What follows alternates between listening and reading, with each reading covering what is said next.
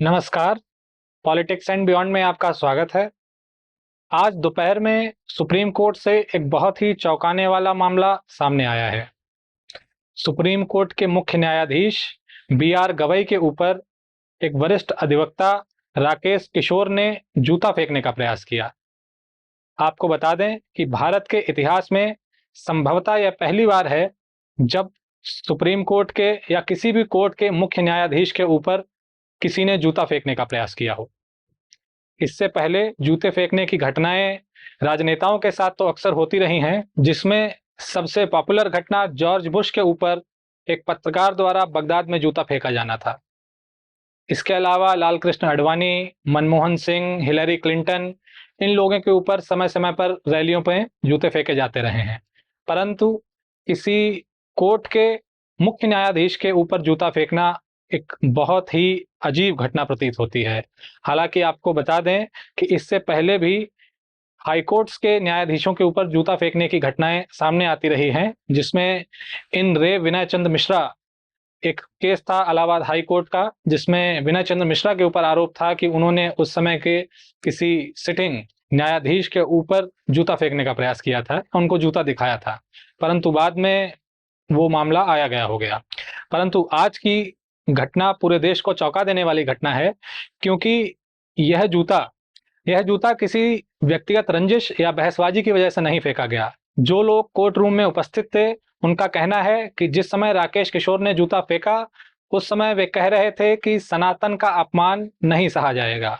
तो कहने का आशय है, राकेश किशोर ने जिस वजह से मुख्य न्यायाधीश के ऊपर जूता फेंका, वह वजह कोई व्यक्तिगत रंजिश या आपसी झगड़ा नहीं था, वह वजह सनातन के अपमान की थी। आपको बता दें कि हाल ही में सितंबर 2025 में एक मामले की सुनवाई सुप्रीम कोर्ट में चल रही थी। मामला था राकेश दलाल वर्सेस यूनियन ऑफ इंडिया का। राकेश दलाल भगवान विष्णु के समर्पित भक्त हैं। उन्होंने मध्य प्रदेश के भीतर जवारी मंदिर में भगवान विष्णु की एक 7 फुट ऊंची प्रतिमा, जो कि मुगल काल के दौरान क्षतिग्रस्त की गई थी, यहाँ पर इस प्रतिमा के सर को खंडित कर दिया गया था। इस प्रतिमा को रिस्टोर करवाने के लिए राकेश दलाल लगातार भारत सरकार, आर्कियोलॉजिकल सर्वे ऑफ इंडिया से गुजारिश कर रहे थे, परंतु उनकी बात कोई नहीं सुन रहा था। जब उनकी बात भारत सरकार ने नहीं सुनी, तो उन्होंने सुप्रीम कोर्ट में एक याचिका दायर की। उस याचिका में उन्होंने सुप्रीम कोर्ट से न्याय मांगा। उन्होंने सुप्रीम कोर्ट से गुजारिश की कि वे आर्कियोलॉजिकल सर्वे ऑफ इंडिया को यह आदेश दें कि भगवान विष्णु की उस प्रतिमा को रिस्टोर किया जाए। तो किसी भी याचिका को स्वीकार करना या अस्वीकार कर देना सुप्रीम कोर्ट का अपना अधिकार क्षेत्र है। इसीलिए जस्टिस बी आर गवई ने उस याचिका को खारिज कर दिया। परंतु खारिज करते हुए बी आर गवई ने राकेश दलाल के ऊपर एक बहुत ही भद्दा ताना कसा। ऐसा ताना पहले हिरण्यकश्यपु ने प्रहलाद को ही कसा था। बी आर गवई ने राकेश दलाल को कहा कि अब जाओ और अपने भगवान से न्याय मांग लो, और क्योंकि आप भगवान विष्णु के बहुत बड़े भक्त हो, तो भगवान विष्णु से ही प्रार्थना करो जाके कि वो अपनी प्रतिमा बना लें। तो इस प्रकार का ताना किसी संवैधानिक पद पर बैठे हुए मुख्य न्यायाधीश के मुख से बिल्कुल ही शोभा नहीं देता है। इस बयान के प्रतिक्रिया में सोशल मीडिया पर बहुत ही तीखी टिप्पणियां हुई थीं, जिसके उपरांत जस्टिस बी आर गवई ने कहा था कि वे सभी धर्मों का सम्मान करते हैं। परंतु सभी धर्मों का सम्मान करने वाले बी आर गवई क्या इस्लाम के लिए ऐसा कुछ कह सकते थे? क्या वो सिखों के गुरुओं के लिए ऐसा कुछ कह सकते थे, जैसा उन्होंने एक विष्णु भक्त या विष्णु भगवान के लिए कहा? ये सोचने की बात है। आपको बताते चलें कि B R Gavai supreme court के पहले दलित मुख्य न्यायाधीश हैं, और सुप्रीम कोर्ट के मुख्य न्यायाधीश होने के साथ ही साथ एक संवैधानिक पद पर बैठे हुए व्यक्ति की यह जिम्मेदारी होती है कि वह सभी को न्याय दे, ना कि भगवान के ऊपर अपनी व्यक्तिगत कुंठा को प्रदर्शित करे, ना कि किसी देवी देवताओं के ऊपर अपनी व्यक्तिगत कुंठा को प्रदर्शित करे।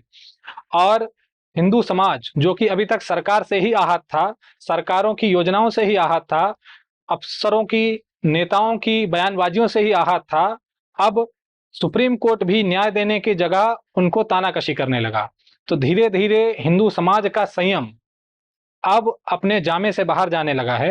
हिंदू समाज का संयम अब धीरे धीरे टूटने लगा है, और यह जूता फेंकने की प्रक्रिया उस संयम के टूटने का ही एक सिम्टम मात्र है। जिस व्यक्ति ने जूता फेंका वह कोई 21-22 साल का लड़का नहीं था, एक 71 साल का वरिष्ठ अधिवक्ता है। तो 71 साल का कोई व्यक्ति कोई काम यदि करेगा तो कुछ सोच समझ के ही करेगा। अगर 21-22 साल का कोई लड़का मूर्खता में इस प्रकार का कोई काम कर जाए तो समझा जा सकता है, परंतु 71 साल का कोई व्यक्ति जूता फेंकने जैसा कृत्य करे तो यह समझना चाहिए कि उस व्यक्ति की भावनाएं किस स्तर तक आहत हुई होंगी, और ना कि सिर्फ उस व्यक्ति की भावनाएं आहत हुई होंगी, पूरा समाज, पूरा हिंदू समाज जो कि भगवान विष्णु को अपना आराध्य मानता है, उनकी भावनाएं कितनी आहत हुई होंगी। भारत में आए दिन कभी भगवान राम को गालियां दी जाती हैं, कभी हिंदू शास्त्रों को गालियां दी जाती हैं, कभी हिंदू देवी देवताओं को गालियां दी जाती हैं। या एक ट्रेंड सा बन गया है, कोई पार्टी हो, कोई नेता हो, कोई अफसरशाह हो, जिसकी मर्जी आती है हिंदू भगवानों को गालियां देने लगता है। परंतु यह समझने की बात है, यह सोचने की बात है कि कब तक कोई समाज अपने भगवान का, अपने देवी देवताओं का अपमान सहता रहेगा। मुगल काल में यह होता आया, जिसके विरुद्ध हिंदू समाज ने भयंकर प्रतिरोध किया था। इसके उपरांत अंग्रेजों के काल में हिंदू देवी देवताओं के अपमान को काफी कम कर दिया गया था, क्योंकि अंग्रेज यह बात समझते थे कि किसी की धार्मिक भावनाओं को आहत कर कर किसी भी राज्य को अच्छी तरह चलाया नहीं जा सकता है। किसी भी समाज में सौहार्द यदि ना हो तो वह समाज लंबे समय तक नहीं चल सकता।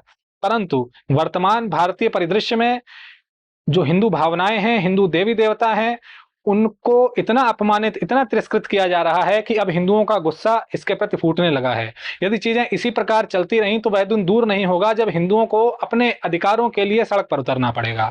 इसलिए भारत सरकार को और सभी राजनीतिक दल एवं सभी अफसरशाहों को यह विचार करना चाहिए कि इस्लाम हो या सिखिज्म हो या बुद्धिज्म हो या अन्य कोई भी मत हो, धर्म हो, हिंदू धर्म को छोड़कर उनकी भावनाओं को आहत करने का साहस किसी में नहीं है। परंतु हिंदू भगवानों को, हिंदू देवी देवताओं को इतना फॉर ग्रांटेड ले लिया गया है कि जिसकी मर्जी होता है वो ग्रंथ चलाता है, जिसकी इच्छा होता है वो मंदिरों को दूषित करता है, जिसकी इच्छा होती है वो भगवानों को गाली देता है, यहाँ तक कि हमारे भगवानों का अस्तित्व भी रोज नकारा जाता है। और यह भारत सरकार में, भारतीय जनता पार्टी की सरकार में एक प्रकार का नॉर्मलाइजेशन हो रहा है। आज से 10 साल पहले, 15 साल पहले यह चीजें इतनी आम नहीं थी जितनी आज हो गई हैं। जब केंद्र में और अधिकतर राज्यों में एक तथाकथित हिंदूवादी सरकार है और एक विश्व का तथाकथित हिंदूवादी संगठन जो कहता है कि उसको 100 वर्ष पूरे हो गए हैं, वह स्वयं हिंदू शास्त्रों की रक्षा नहीं कर पा रहा है, वह स्वयं हिंदू देवी देवताओं की रक्षा नहीं कर पा रहा है, और रक्षा करने की बात तो दूर है, वह उनके अधिकारों का दमन कर रहा है और मौका मिलने पर स्वयं उनको अपमानित और उनको तिरस्कृत कर रहा है।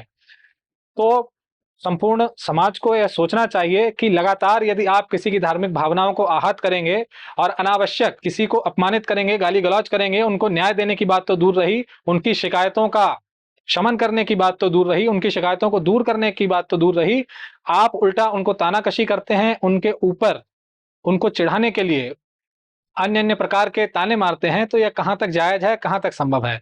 आए ना आए एक दिन इसकी प्रतिक्रिया अवश्य होगी। जैसे जैसे प्रेशर कुकर के भीतर प्रेशर बढ़ता जाता है और प्रेशर निकलने की कोई जगह नहीं रहती तो कुकर एक दिन फट जाता है। इसी प्रकार यदि देश के सामान्य हिंदू जनमानस की भावनाओं को समझा नहीं गया, यदि उनकी भावनाओं को स्वीकृति नहीं मिली, यदि उनकी भावनाओं के, उनकी देवी देवताओं का यथोचित सम्मान नहीं हुआ, तो वह दिन अब अधिक दूर नहीं बचा है जब हिंदू समाज के सामान्य जनमानस का यह प्रेशर कुकर फट जाएगा।